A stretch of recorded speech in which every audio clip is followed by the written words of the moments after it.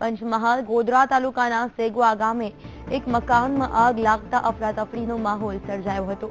મકાનમાં રહેતા વૃદ્ધ આગમાં ભડથું થઈ ગયા હતા। ફાયર અને પોલીસની ટીમ ઘટના સ્થળે પહોંચીને આગ પર કાબુ મેળવવાનો પ્રયત્ન હાથ ધરાયો હતો।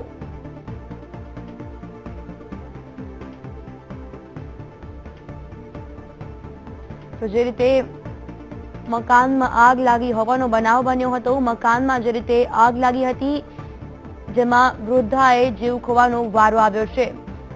જે રીતે ભીષણ આગ લાગી છે અમે આપને દ્રશ્યો બતાવી રહ્યા છે।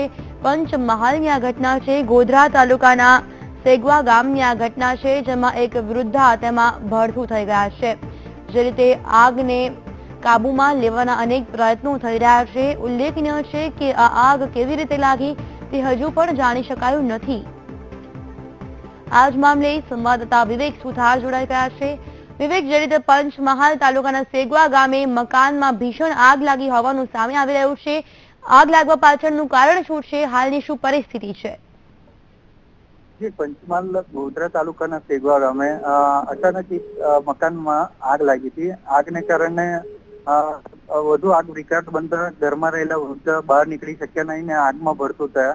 સ્થાનિક લોકોએ તે આગ ઓલવવા માટે ઘણી બધી ભારે જહેમતો વેઠી હતી, પરંતુ આગને ઓલવી શકાઈ નથી અને સ્થાનિક ફાયર બ્રિગેડને જાણ કરતા ફાયર બ્રિગેડ તુરંત જ અહીં ગોધરાથી 22 કિલોમીટર દૂર હોવાને કારણે મોડું પહોંચ્યું હતું અને આગને ઓલવી હતી તે વૃદ્ધ બળીને ખાક થઈ ગયા હતા અને ઓલ્યા બાદ દેખવામાં આવ્યું તો અંદર ઘરમાં જ બળીને ખાક થઈ ગયા હતા। સ્થાનિક પોલીસને જાણ થતા પોલીસ ઘટના સ્થળે પહોંચી અને વધુ કાર્યવાહી હાથ ધરી હતી।